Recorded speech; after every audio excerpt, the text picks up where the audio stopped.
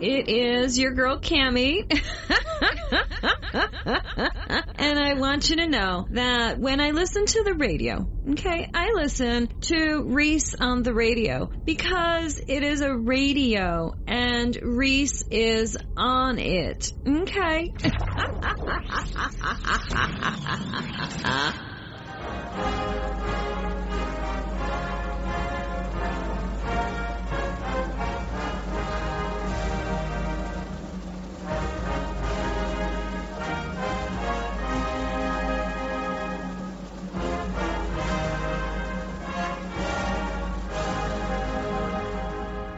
All right, ladies, buckle up.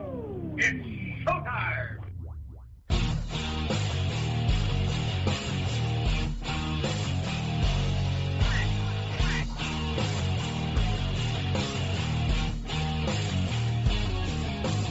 Hey, all you scallywags out there, you know what time it is. It is time for the Reese on the Radio Rundown on News Talk 1080 WTIC. A pleasure to be here on your Sunday afternoon.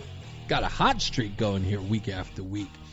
I'm glad you're here to join me as we go through the news of the week, maybe a little prognosticating for the week to come. Of course, if you've listened to me in the last week, I filled in on Tuesday for Todd Feinberg, and that story out of Enfield with the NAACP and ShopRite. And that's really got me on a crusade. And the reason why, from what we've heard so far in the last couple of years, is, I got to be honest, it's this racializing everything and how much it's run amok. And I know there's so many people out there just going, Reese, why do we have to keep bringing it up? It's not on me. I mean, how bad or how often are we going to have to get punched in the face over and over again? Just regular citizens trying to go on about our business, trying to just live our lives, take care of the people who we care about, and be good to our fellow man without having to be reminded every day or told every day that there are these tensions between us based upon color. People who are hustling race as a means to get money, or just, I don't know, to try to get moral superiority over people. And the indignation, the attitude from people. You just can't say nothing because. You can't do this because. And it's always this 'cause I'm black thing. Then you're never supposed to make a comment about it. Beyond reproach. Some of these people act like, I wouldn't question my experiences. I'm a black blah, blah, blah. Shut up. And now watching it being used to extort people. And to watch the... And I shouldn't care. Let me just put this. I'm going to start right here. I shouldn't care if any group of people allow themselves to be bullied by these race hustlers. I shouldn't care. They have the ability to defend themselves and they choose not to. If they kowtow to these people, I should just leave them be. Go ahead. But I can't. I can't. It's something about it. It's just uneasy. I don't know what it is, but I know these people don't know how to fight back, right? I know they don't. And all they want to do is just go on about their lives. They want it to go away. It's like being in school and you watch some kid getting bullied and you know you could do something, or at least you believe you could do something, but you do nothing. How many times have you gone into your head and just go, damn, you know what? I knew that was wrong. I should have said something. Gosh, that kid, absolutely defenseless. If it was my brother or sister, I would have never let that happen. Why did I let... Some of us, I know that some people don't care. I get it. I know some people who can walk away and just let it go. But don't you imagine you had seen a kid running out into the street and you know they're going to get hit by a car. What would you do? And yes, I'm equating the two. You know what's being done is bullying. You know that no one is going to speak up because they're afraid of the repercussions that will come if they do. And you just sit there as these people just run roughshod. Who's next? It's going to be you. It's going to be you. It always persists. Look, people think I'm kidding when I use the term Bond villain when it comes to these people. They are Bond villains. The world is never enough. Once they get the first check, they come for more. They are pond scum. These people are bottom feeders. That's all. They don't care who they hurt. They don't care who they affect. They just want theirs. And they'll do it by any means necessary. They will destroy the reputation of whomever they could in order to get a check. They've got no scruples. They've got no conscience. They're just evil doers. They are not good people. None of them. They never, ever come to the table talking about how we can get along, how we can make things better. It is always demands. And acquiesce to their demands. Do what they say. They're the ones in charge. Do this or else. How do you not fight back against that? I mean, I get angered and incensed even talking about it. I want to punch people in the face. That's the way I feel. But I can't do that. So I have to fight another way. But I know you feel that way. I know when you see this.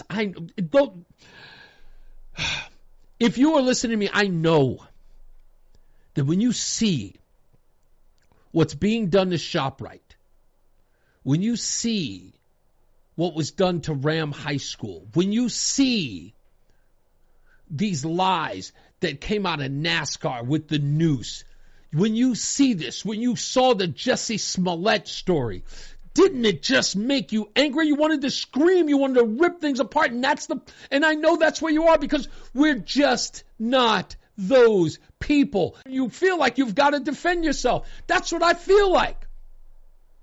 It's not about defending anyone based upon their race. It's defending us, all of us as Americans, from these people who would use race to benefit themselves, to line their own pockets. The selfishness of that. That they are willing to destroy cities, states, countries, so that they can get something as silly as sympathy. And always a check. It's always about the cash. The crime is always about the grift. And how do you not want to fight back or push back on that? Sometimes it's really, really hard not to. I wouldn't know who to punch. I feel like I want to punch something in the face. But I get mad. Because I know it isn't us. I know it isn't you. Whoever it is out there, those people are in holes. Those people are under a rock. But the rest of us, man, we take it personal because it feels personal. And they make it personal. So that's why I'm on this crusade, and I'm not letting up. I'm not letting up to these people decide to close up shop. I want them to close their doors. There's a new bully in town. And that bully is me. Now I'm the bully.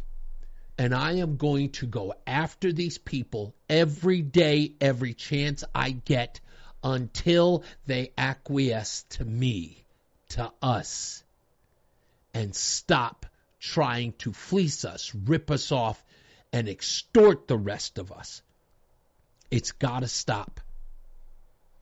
And it's stopping. This right here is day one. We'll be back. It's Reese on the Radio on News Talk 1080 WTIC. The hour that packs a punch. It's Reese on the Radio on WTIC News Talk 1080.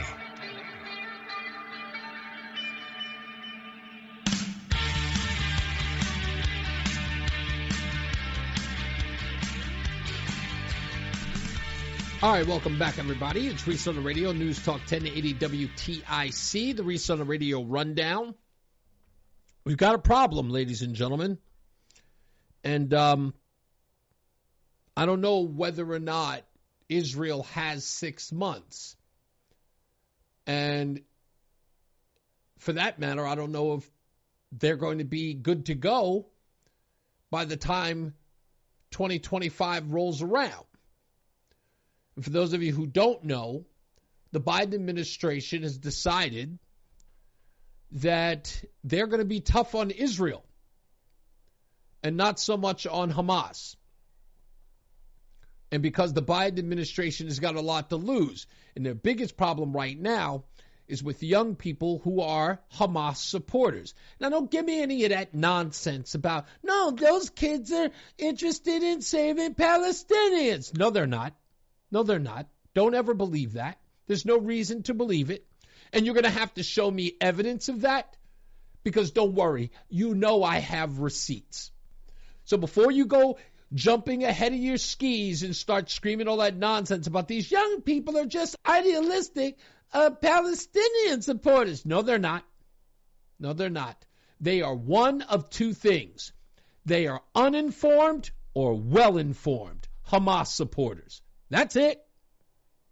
There is no two ways about those two things. That's it. Uninformed, very informed Hamas supporters. The Biden administration never cared about Israel, nor does the Democrat Party. Israel represents something that is complete contrast to what being a Democrat is today, which in essence is being a progressive. Israel, to them, and I've said it before and I'll say it again, are white occupiers of Palestine. That's the way that they view them. They view them as occupiers. They view them as a burden on the United States, at least the Democrats, and their policy in the region, to which they want to engender good graces with Iran and other Muslim nations. They're so concerned about why those Muslim nations don't like us. And they just want to be friends. They are trying so hard to get in their good graces, not understanding that they don't want to be in ours. It's not just the radical ones, some of the moderates too. They wish to do anything and everything to destroy us as a civilization. They believe we are evil. And the interesting part is that that's why Democrats like them, because that's what they think of us as well. Two peas in a pod, radical Islam and American progressives. They sound exactly alike. The worst part is, at least when radical Islam gets their hands on a progressive, they'll more than likely kill them first. And that's a fact, Jack. But enough about that. Chris Coons. Can't believe he actually has that name. Anybody smart would change it. But this bozo went on Cavuto. Straight up question to Chris Coons by Neil Cavuto about Democrats' support of Israel. The Democratic Party turning on Israel? I don't think so, and frankly, I don't speak for the Democratic Party as a whole. I speak for myself as a senator from Delaware. Bro, that should be an easy question to answer. I don't think so. Dude, I mean, I'd have just lied. I'd have just said no. But to come out and say, I don't think so, what? How do you not know that? and you say you can't speak for the entire Democrat Party, really, on everything else, you seem to be speaking for them now. I'll get into that in a second. But you sit up here and tell me you don't think so? That sounds like something you should know. Look, the Democrat Party has got a problem. They've got a problem with losing young Muslim support. Not Muslims, Muslim support. Young college kids have decided, forget this president.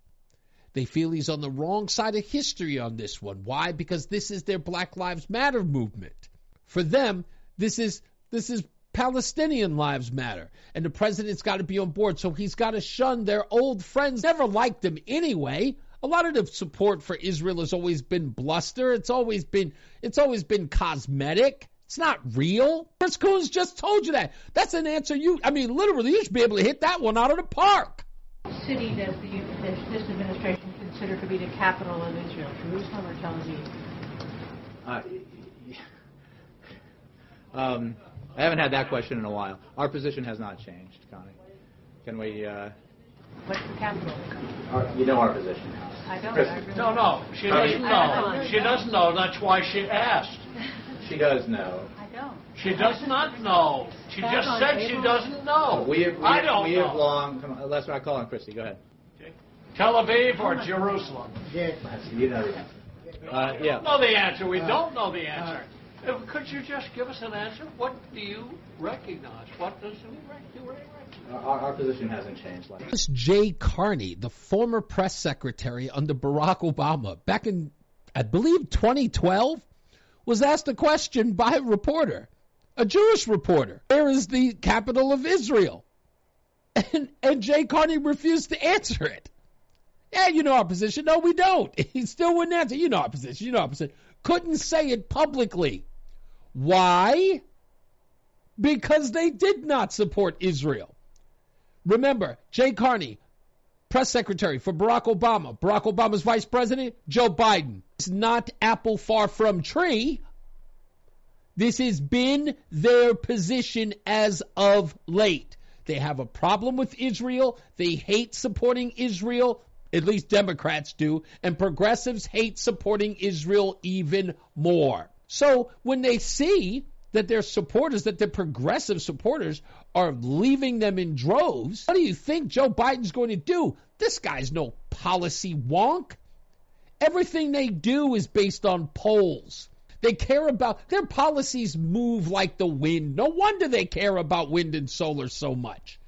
They couldn't keep a policy promise if they tried. Everything with them ebbs and flows. That's the whole point about being progressive. It's anarchy. They don't believe in anything. That's why it always changes. Remember, this is the party that talked about the war on women back in 2012.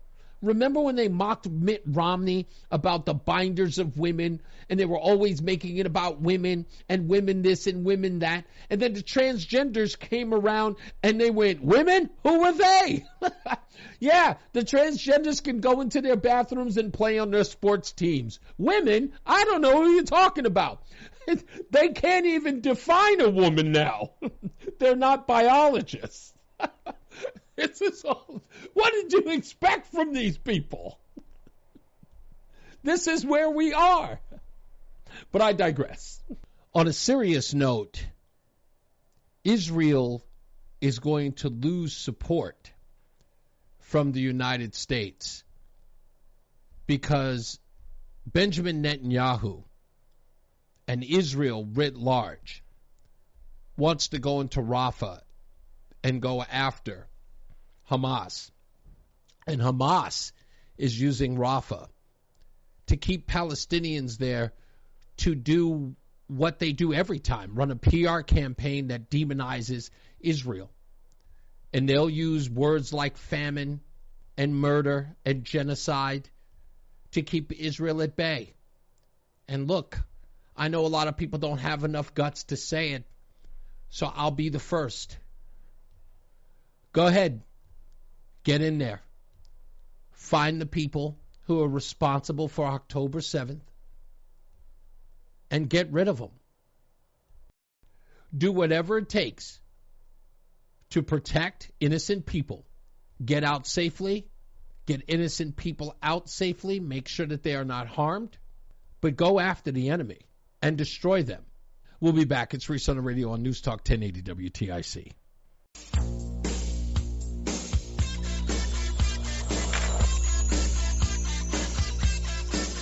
Stay locked in. Reese on the Radio is on WTIC News Talk 1080.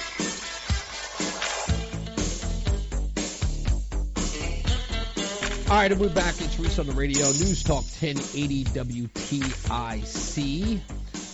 If you don't know this, and this is the first time you're hearing it, I'm a huge Rush Limbaugh fan. He's a hero of mine, and I think about him a lot, especially being in radio. I always want to be just as good as him. I know I never will be, but I think that's because he's the standard bearer in my book, and I'd rather meet him or come close to him than ever surpass him, and I'm okay with that. One of the things he used to say when he would pull out his stack of stuff, he would say something like, "In my formerly nicotine-stained fingers." Rush used to smoke, as did I. I quit just a little over 3 years ago. And when this story came about, I wanted to look up the history of this. And this was from Slate. This is the first place that I looked, so I grabbed the first search that I could get. How menthol cigarettes became black Americans' preferred smoke. And I started looking into it, and it's Slate, so I'll take it with a grain of salt. You know, who cares? Who knows? But according to their study, aside from the marketing campaign from the cigarette companies, blacks went to menthol because it was seen as healthier, cooler, slicker, hip to smoke menthol as opposed to non-menthol. Non-menthol was very much associated with the cowboy, Marlboro, right? Marlboro Man. And menthol cigarettes, their advertising, showed the cool, sophisticated Black Panther type with a fist in the air smoking a Newport or cool filter kings. I don't know. Apparently it was an influence on me because when I smoked as a kid, I remember first cigarette I had was when I was 13. It was a cool filter kings, but I bummed it off someone. And I also remember how dizzy I got. Oh, it wasn't even a high. It was like a headache plus hazy. But after that smoke, I went on to smoke for a lot of years. And Newports became my preferred cigarette. I called it the black kid starter smoke. And so I smoked Newports for a long time, smoked Newport 100s for a long time. And at some point, I was getting sick and tired of the taste of the menthol. And then I switched to Marlboro Lights. I wouldn't smoke regular Marlboro. I went to Marlboro Lights. Then I went to Marlboro Ultra Lights. I remember the first time I ever gave like a Marlboro Ultra Light to a friend, and it was just like, Jesus, man, this thing is like smoking air. And I was like, yep, that's why I like it.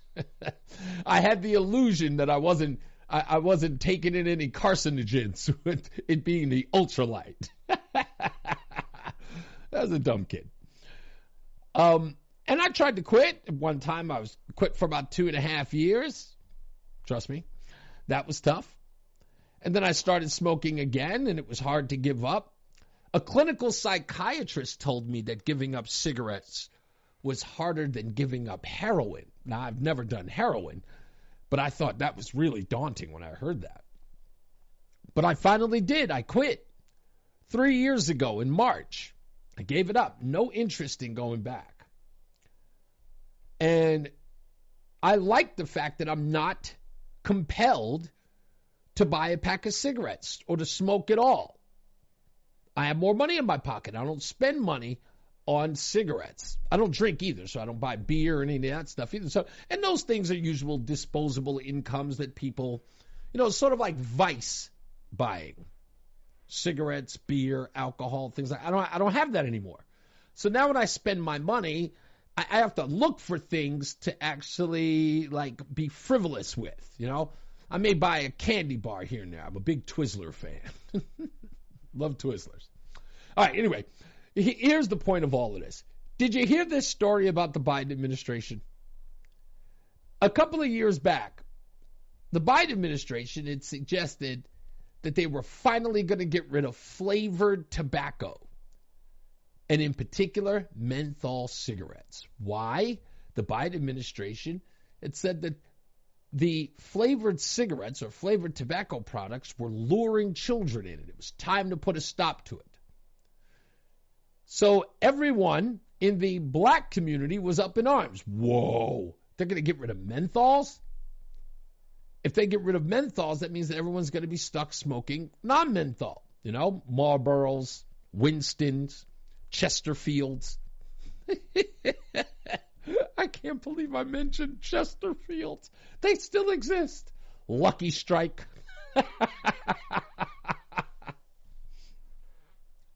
So when I saw this, I said, wow, that's interesting. He's really trying to upset the African-American voter with this. But I was saying that purely tongue-in-cheek. Like, that was just a joke. But to make matters worse, my joke has now become a reality, folks. And I mean a reality in a way that you never thought. This is headline.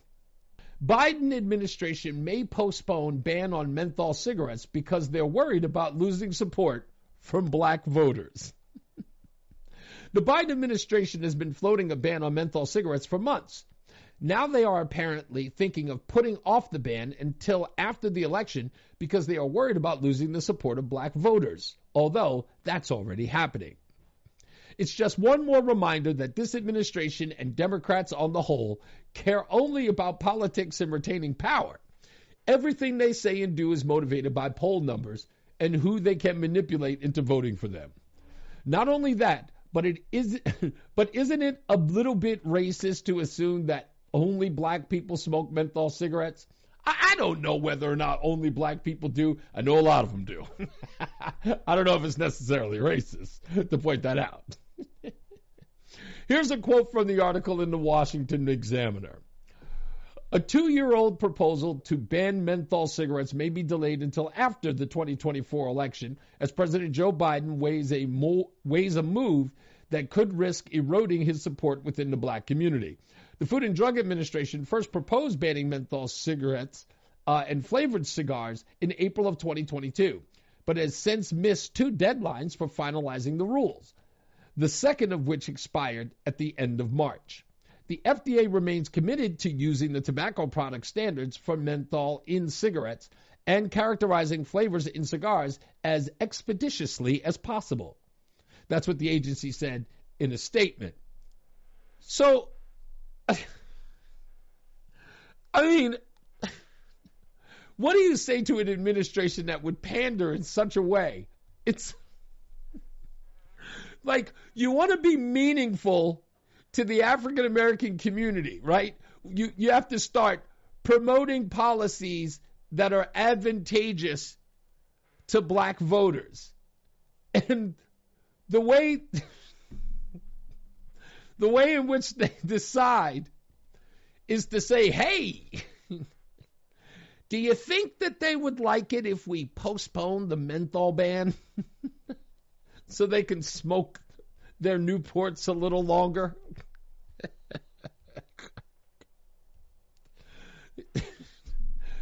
This is how you know Joe Biden is not in charge. This sounds like a Gen Z or a millennial in government. That they would do something this silly. Oh, I hope Peter Doocy on Monday asked this question during the press briefing with Karine Jean-Pierre. I hope he just one question. I need to get a soundbite for the show. I'm begging you, Peter. Please ask this question. We'll take a break. We'll be back. It's Reese on the radio on News Talk 1080 WTIC. It's Reese on the radio. And don't say we didn't warn you on News Talk 1080 WTIC. All right, we're back. It's Reese on the radio. News Talk 1080 WTIC, the Reese on the radio rundown. Sadly, this will be the last show for at least a couple of weeks because, of course, baseball season is back. Red Sox will be broadcast here roughly about 1:35 in the afternoon, so you can catch those games here on WTIC. And when they're off or they have later or night games on Sunday, of course, I'll be back here at 1 p.m. So check the schedule for the Red Sox, and then you'll know when I'll be here if you're interested. I'll be back and forth. I didn't get to mention this. In fact, I didn't really get to celebrate this to any large degree. Not that I would, because I'm not really that corny. But just to make note, and I think for me, at least I should make note of it. April 1st of 2004, even though I had been on the air, I'd been on radio many years before, 2001 throughout. In 2004 was the first time I had ever been paid as a contributing member to a radio show, like really paid as a talk show co-host. And that was April 1st, 2004, in none other than Hartford, Connecticut. It is where I can officially say I started my radio career. It's a now defunct station, Power 104, no longer around. But that was where I got my start. And the people of Hartford got to know me, and it was a really good time. It was a great time. Because of that, I got to meet DJ Buck at our sister station, 93.7. He even gave me an opportunity in 2005 and come and co-host over at his morning show. And that was a great fun. And it really established me as a radio host and someone who was known in Hartford, Connecticut. So to come back to WTIC, thanks to Todd Feinberg, I always felt like I really existed in Connecticut, like it was a home away from home.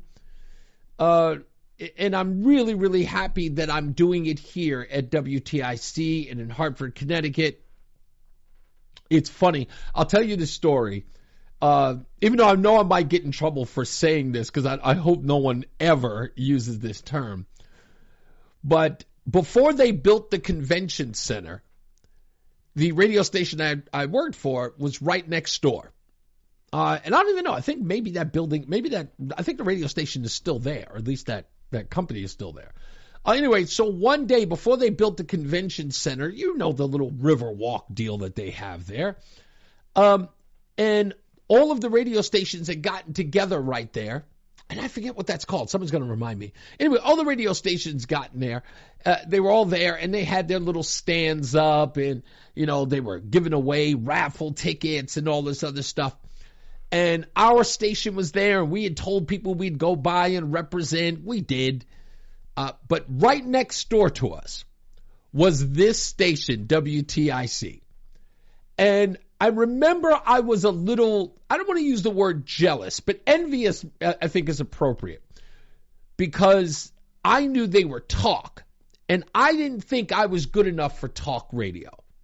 I thought that I was, kind of gumshoe, like new guy who was doing a talk show on a hip-hop network. We talked about, rappers and celebrities and a little bit of news. No one really took us seriously.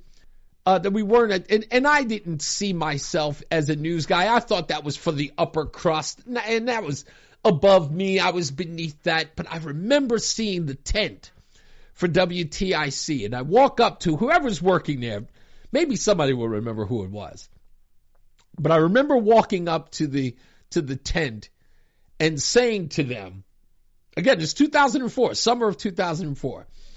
I walk up to them and I go, "Oh, yeah, you guys are the tick." I'll never forget I said that. And I was being a real jerk when I said it because I just never, there, you guys are the tick. And the guy says to me, "Yeah, we don't like it when you call us that." I was like, "Oh, okay."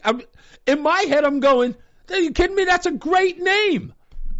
It's not tick like from a dog. It's like, Yeah, anyway, I digress. I remember saying that, and the guy told me, he's like, yeah, we don't like it when you call it that. And I never called it anything, but talk about turn around to come back and end up working for WTIC. You couldn't script it. You just couldn't script it. You couldn't script it. I actually have a story that's similar to that.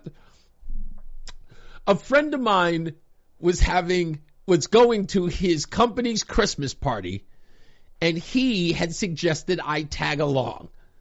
There was going to be, drinks and people to get to know. He wanted me to apply for the job. Maybe this would get me in with some of the bigwigs there, network, so to speak. And I remember getting there. And again, I was back and forth from Manhattan to Queens, and I had been dancing on Club MTV and all this other stuff. I was trying to get into to business, as it were. And I remember there was some dancing going on, and one of the guys at the party is wearing a kilt. And he walks up to me as we're at I guess at the buffet. And he walks up to me and he says, "Hey, I saw you dancing out there. You got any bones in that body?" And in the dumbest way I could possibly respond, I looked at him and said, "I don't know, you got any drawers under that skirt?" I have no idea why I said it. I have no idea why I said it. Again, young and stupid. Okay? I was in my 20s. I was an arrogant piece of you-know-what. Okay? Dumbest thing I could have said to the guy. Well, I get an interview. And yeah, you can guess the rest. I walk into the office where I'm supposed to have my interview, and who do you think? The interviewer was none other than the guy in the kilt. I walked in as soon as I looked at his face, and I went, "Good seeing you," and walked right out. Never forget it. That was me. That was me. That's the kind of luck I have. So here I am. I didn't tick off the people. Oh, I can't believe I just used that. I didn't mean that. Apparently, I didn't upset anyone here at WTIC enough to not get the job here. So I guess God was on my side. So I'm back here. Anyway, as I said in the beginning, I'm not going to be here for a while, of course, because of the Red Sox games, but I will be here time and time again. If the game's on later, 4 o'clock or at 7:30, I'll be here then. But don't fret. If you can't catch Reese on the radio here on Sundays, go to ReeseOnTheRadio.com. That's ReeseOnTheRadio.com. You can catch the Reese on the Radio rundown weeknights. You can catch it on the Odyssey app as well. And you can watch it live 8 p.m. weeknights at ReeseOnTheRadio.com. You have no idea how much I love being here. I've loved this stretch, and it's been a blast. If you've got any questions or you want to holler at me and just to say hello, you've got a topic or story you want me to either investigate or talk about or get my opinion on, send it to ReeseOnTheRadio.com. Just go to ReeseOnTheRadio.com and leave your comments. I want to thank you all for being so gracious and being so kind to let me on your radio. And you've been so nice to send so many warm wishes and kind words. I appreciate you more than anything. As I always say, radio is free, so we thank you for paying attention. Remember to keep JC in your hearts and in your minds. Sean Patrick, we love you and we miss you. Remember that panic is not planning, so plan your work and work your plan. Me, I'm Reese on the radio. You have a good Sunday, a pleasant Monday, and we'll see you back here next time. I'm Reese on the radio. Holler.